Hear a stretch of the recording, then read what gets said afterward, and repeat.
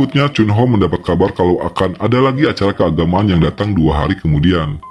Dan ini kesempatan bagus untuk memulangkan Yesung. Tetapi kehadiran Yesung sudah membuat para napi terhibur. Yesung bernyanyi dan berjoget. Hingga akhirnya tiba saatnya Yesung kembali ke panti asuhan.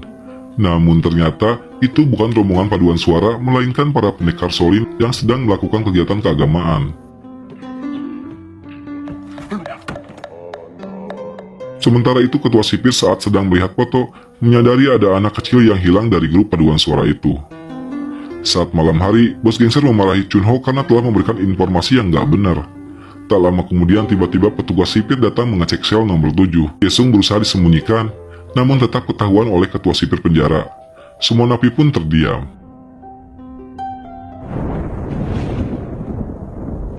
Akhirnya ketua sipir itu memberikan hukuman ke Liongo yang sudah melanggar protokol kesehatan. Peraturan penjara maksudnya. Dan Liongo dikurung di ruangan penjara yang berbeda. Dia terus menyebut nama anaknya Yesung. Kemudian, saat malam terjadi kebakaran di dalam penjara yang disebabkan oleh tahanan lain. Ketua sipir menyuruh semua petugas untuk mengeluarkan semua tahanan di sel mereka. Dan kemudian si ketua sipir terperangkap di sebuah ruangan karena dia mencoba menerobos masuk untuk mengamankan tahanan yang membakar penjaranya. Liongo yang melihat itu langsung menolongnya hingga akhirnya ketua sipir selamat.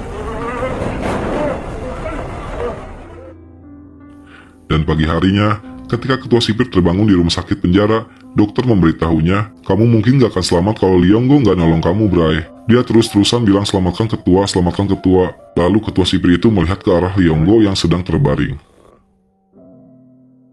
Di tempat lain, Yesung yang berada di sekolah, dia ditanya oleh gurunya untuk menceritakan apa yang terjadi. Yesung pun menjawab, supaya ibu guru bertanya saja ke ayahnya dengan wajah yang tampak lesu.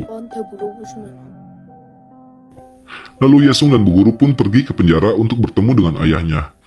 Yesung memperkenalkan gurunya ke sang ayah. Bu guru menceritakan prestasi Yesung di sekolah, lalu Liongo bilang kalau Yesung membiayai dirinya sendiri. Akhirnya sang guru pun tahu kalau selama ini yang mengatur urusan rumah adalah Yesung. Dan waktu untuk berkunjung pun telah habis. Liongo akhirnya dibawa kembali ke selnya. Yesung yang terlihat sedih membuat ketua sipir penjara galau, yang mengingatkannya kepada anaknya dulu.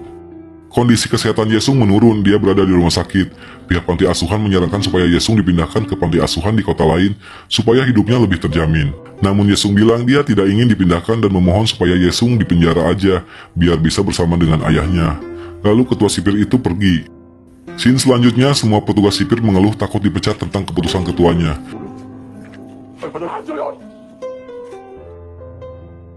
Dan tak lama kemudian, salah satu petugas sipir datang ke sel nomor 7. Dia membawa kardus yang sangat besar. Ternyata isi kardus itu adalah Yesung. Liongo pun memberikan kue untuk ketua sipir sebagai tanda terima kasihnya. Yesung senang berada di sel itu. Di sana Yesung meminta dibacakan cerita ke si bos gangster. Namun ternyata bos gangster itu tidak bisa baca. Lalu anak buahnya menyindir dan bilang kalau Shinbanse aja bisa baca. Seketika bos gangster itu terdiam frustasi dan nenggongan. Di kantor polisi pusat, ketua sipir meminta berkas Liongo. Dia berniat untuk mengecek kasusnya. Ketika membacanya, ketua sipir menemukan keganjalan di kasus itu. Dia berpikir benarkah yang menulis semua ini Liongo. Setelah itu ketua sipir pergi ke sekolah untuk menjemput Yesung. Dari sini kita tahu kalau Yesung diadopsi olehnya. Scene selanjutnya ketika para napi sedang berada di lapangan, Liongo dihampiri petugas yang memberitahu kalau sidang putusannya akan dilakukan sebentar lagi. Teman satu selnya pun mulai bertanya seperti apa kejadian sebenarnya. Liongo menjelaskan, namun teman-temannya penasaran kenapa gadis kecil itu bisa terjatuh dan mati. Hingga akhirnya mereka membuat reka ulang adegan di lapangan penjara. Dan semua terjawab sudah, kalau yang menyebabkan anak kecil itu terjatuh karena dia terpeleset. Kepalanya membentur aspal dan tertimpa batu bata yang tertarik anak kecil itu saat jatuh. Lalu saat mereka sedang makan, bos gangster menanyakan kenapa kamu membuka celana gadis itu. Liongo menjawab kalau itu adalah tindakan sipir yang diajarkan di tempat kerjanya untuk pertolongan pertama.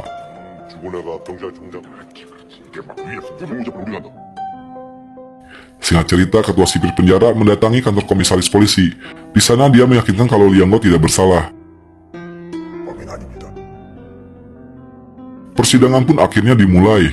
Namun sebelum itu, Liongo telah diancam oleh komisaris polisi kalau dia akan melakukan hal yang sama pada Yesung jika tidak mengaku bersalah.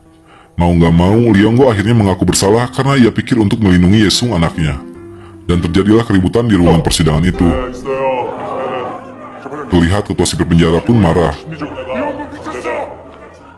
Hari-hari berlalu, dan Yesung tetap masih mengunjungi ayahnya. Dia juga bahagia bersama ketua sipir yang sudah mengurusnya. Kemudian ketua sipir penjara mendapat kabar dari atasannya kalau Leonggo akan dihukum mati bersamaan dengan hari ulang tahun Yesung, tanggal 23 Desember. Akhirnya ketua sipir meminta bantuan kepada gurunya Yesung untuk melakukan sesuatu karena mungkin Yesung tidak akan bertemu lagi dengan ayahnya. Scene selanjutnya diperlihatkan teman-teman selnya Leonggo mulai merencanakan sesuatu untuk mengeluarkan Leonggo dari penjara menggunakan balon udara. Mereka mulai membuat balon itu. Akhirnya hari rencana mereka pun tiba. Di dalam penjara mengadakan pentas seni dari sekolah Yesung, dan di akhir acara semua anak mengajak penonton untuk bernyanyi bersama. Mereka berjalan keluar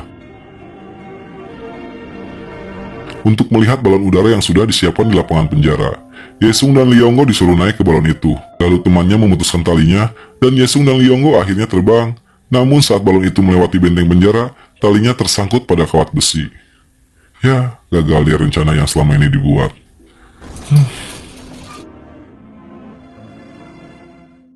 Singkat cerita, pada tanggal 23 Desember, Yesung pun berulang tahun. Di sana teman-teman ayahnya membuat kejutan untuk Yesung dan memberikan hadiah tas Sailor Moon yang selama ini Yesung inginkan. Yesung berterima kasih dan memeluk ayahnya. Dia juga tidak tahu kalau hari ini adalah hari ayahnya dihukum mati. Pada saat sebelum Leonggo pergi, teman-temannya menuliskan ucapan untuk Leonggo. Akhirnya Leonggo pergi ditemani Yesung hingga akhirnya Yesung dan ayahnya harus berpisah. Yesung menangis dan bersedih.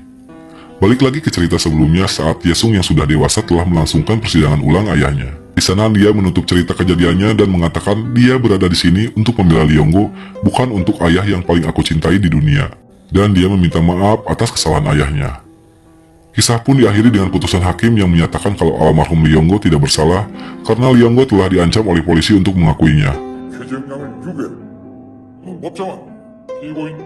Semua orang di penjara itu bahagia, begitu juga Yesung yang telah berhasil membersihkan nama baik almarhum ayahnya. Banyak pesan dan kesan yang mendalam di film ini. Salah satunya cinta orang tua pada anaknya yang begitu besar dan tulus. Di film ini juga mengajarkan kita untuk tidak menghakimi seseorang tanpa tahu kejadian yang sebenarnya. Terima kasih untuk yang setia menontonnya. Pantengin terus channel ini ya.